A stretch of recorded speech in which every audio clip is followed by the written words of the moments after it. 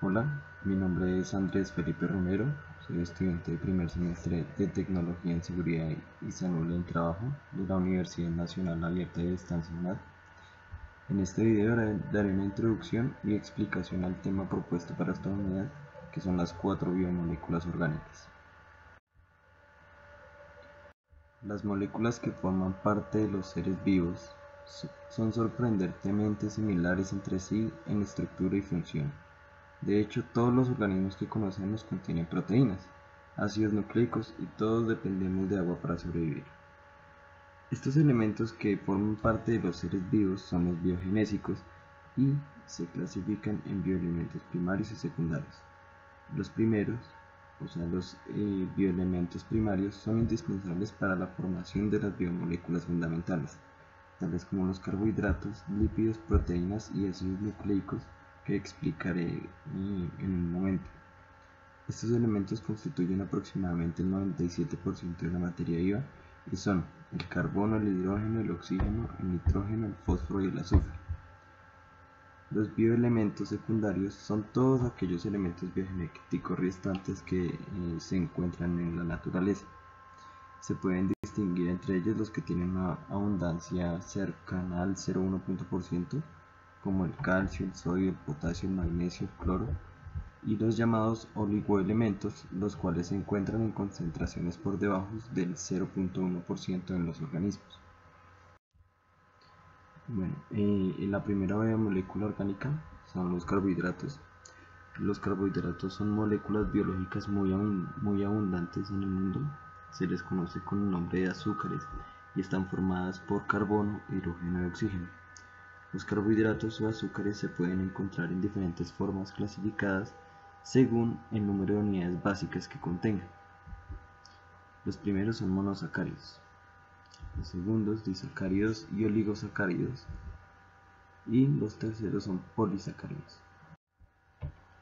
Los monosacáridos son la unidad más pequeña de los azúcares. Están formados por una cadena de 3 a 7 átomos de carbono. De acuerdo al número de carbonos se les llama triosa, que tiene 3 carbonos, tetrosa, que son 4 carbonos, pentosa, 5 carbonos, y se sigue la secuencia según su raíz. La glucosa, que está formada por 6 carbonos, es una hexosa, lo mismo que la fructosa o el azúcar de las frutas. Los disacáridos y o oligosacáridos. Estos carbohidratos están formados por la unión de 2 a 10 unidades de azúcar. La sacarosa es el azúcar normal que nosotros usamos en los jugos o en la comida todos los días. Esta se obtiene de la caña de azúcar o de la remolacha. Los disacáridos están formados por 2 monosacáridos. En la sacarosa se une una molécula de glucosa y una de fructosa. Otro disacárido familiar es la lactosa, que es el azúcar que contiene la leche. Está formada de la unión de la glucosa y la galactosa, que es el polisacárido de reserva de las plantas y está formado por cientos de unidades de glucosa. Los segundos son el glucógeno. Está formado por la unión de moléculas de glucosa, formando una estructura muy ramificada. Los terceros, que es la celulosa, se encuentran en plantas. Contiene moléculas de glucosa enlazadas de manera distinta, es fibrosa y cumple una función estructural. Y la quitina, que se encuentra en animales, este se encuentra en el exoesqueleto como lo decía, de cangrejos, langostas y algunos insectos. También forma parte de la pared celular de los hongos. La segunda biomolécula son los lípidos. Se conocen también como grasas. Son insolubles en agua y solubles en solventes orgánicos no polares como el éter, el cloroformo o el benceno. Están formados por carbono, hidrógeno y oxígeno y funcionan como reservas energéticas de las que se obtiene más energía que de los carbohidratos, y otra función es que aíslan el frío. Se dividen en 3 partes, en simples, y compuestos y esteroides. Los lípidos simples solo contienen carbono, hidrógeno y oxígeno. En este grupo se encuentran los aceites, las grasas y las ceras. Su función es de reserva energética.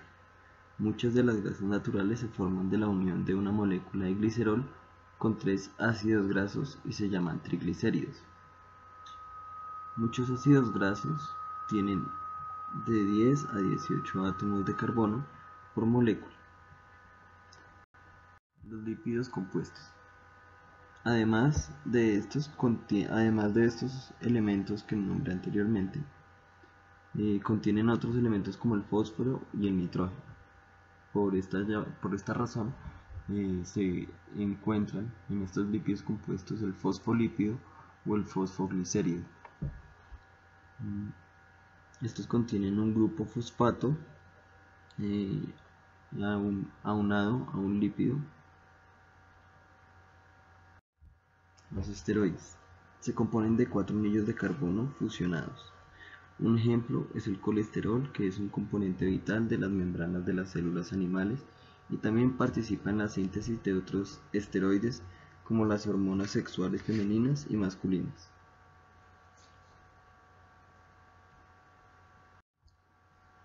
La tercera biomolécula son las proteínas.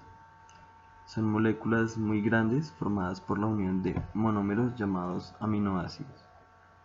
Cabe resaltar y explicar que un aminoácido es aquel que contiene un carbono central al que se une un grupo amino, un grupo carboxilo, un hidrógeno y un grupo radical. Hay 20 aminoácidos diferentes que forman parte de los seres vivos. La diferencia entre ellos está en el grupo R, que es el radical, y con estos 20 aminoácidos se forman todas las proteínas que hay en la naturaleza. Cada organismo produce varios de cientos de proteínas características de su especie. Las proteínas son elementos fundamentales de un organismo. Por ejemplo, nuestras uñas, así como los vellos que hay en nuestro cuerpo, están formados por queratina, que es una proteína estructural.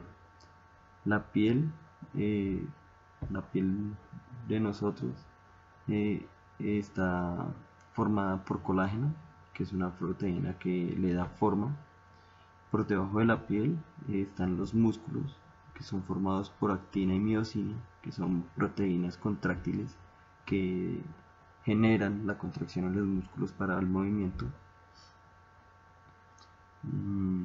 Por ejemplo, si llegamos a los vasos sanguíneos, la sangre contiene también proteínas, que entre ellas está la hemoglobina, que transporta todo el oxígeno a través del cuerpo, y varias hormonas que regulan las funciones de los organismos. Por ejemplo, la insulina, que regula el nivel de azúcar en la sangre. Las principales funciones son instrumentos moleculares mediante los cuales se expresa la información genética, es decir, las proteínas ejecutan las órdenes dictadas por los ácidos nucleicos. Son materiales de construcción y reparación de sus propias estructuras celulares para los seres vivos.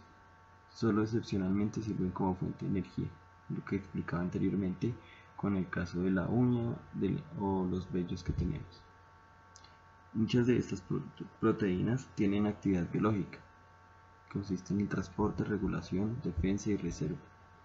Esta característica diferencia a las proteínas de otros principios inmediatos, como los glúcidos y lípidos que se encuentran en las células como simples sustancias inertes. Los ácidos nucleicos son polímeros formados por nucleótidos. La aclaración es que un nucleótido está formado por una base nitrogenada, una molécula de azúcar y un fosfato. En el caso, el ácido desoxirribonucleico o ADN el azúcar es la desoxirribosa. Los principales ácidos nucleicos son el ADN y el ARN, ácido desoxirribonucleico y ácido ribonucleico respectivamente. El ADN. El ADN es aquel que contiene la información genética codificada necesaria para el desarrollo y el funcionamiento de un organismo, siendo el responsable de su transmisión hereditaria y se encuentra en los cromosomas cuando tiene una estructura terciaria, es decir, está súper enrollado y forma una doble hélice. Las bases nitrogenadas que forman parte del ADN son la adenina, la guanina, la timina y la citosina. El ADN es la molécula de la herencia. En él se codifica la información necesaria para el desarrollo y el funcionamiento de un organismo, siendo el responsable de su transmisión hereditaria. El ADN superenrollado, que es la estructura terciaria, como lo dije anteriormente, constituye los cromosomas. Un modelo planteado por James Watson y Francis Crick es el de la doble hélice, en el cual hay un libro de Manuel Gallardo Cabello, se llama Atrapados en la doble hélice, explica cómo ellos dos llegaron a este modelo de teoría, explicando la forma en la que el ADN se dispone para crear esa doble hélice. El modelo de estructura de doble hélice del ADN fue propuesto por ellos dos en 1953 y demostraron que en el ADN existía siempre la misma proporción de adenina y timina y la concentración de guanina era la misma que la de la citosina. Por ende, cuando vemos la disposición del ADN, vemos que casi siempre esos dos son los que están unidos. El ARN. El ARN es una sola cadena cuya función es interpretar la información codificada en el ADN y realizar el proceso de síntesis de proteínas que se requieren en determinado momento en un organismo. El azúcar presente en el ARN es la ribosa. Hay tres tipos de ARN según sus pesos moleculares. El primero es el mensajero, que se sintetiza sobre un molde de ADN por el proceso de transcripción y se copia del ARN a partir de un molde que pasa al citoplasma y sirve de pauta para la síntesis de las proteínas. El ribosómico está presente en los ribosomas, orgánulos intracelulares implicados en la síntesis de las proteínas. Tiene una conexión directa con el mensajero. Este lee el ARN mensajero y forma la proteína correspondiente según lo que se necesite. Y el ARN de transferencia son cadenas cortas de una estructura básica que pueden unirse específicamente a determinados aminoácidos. Aquí vemos cómo se encuentran dispuestas todas las partes y las biomoléculas en una célula y cómo es la transmisión del ADN a través del ARN. Bueno, por escucharme y aquí está la bibliografía que consulté. Hasta una próxima.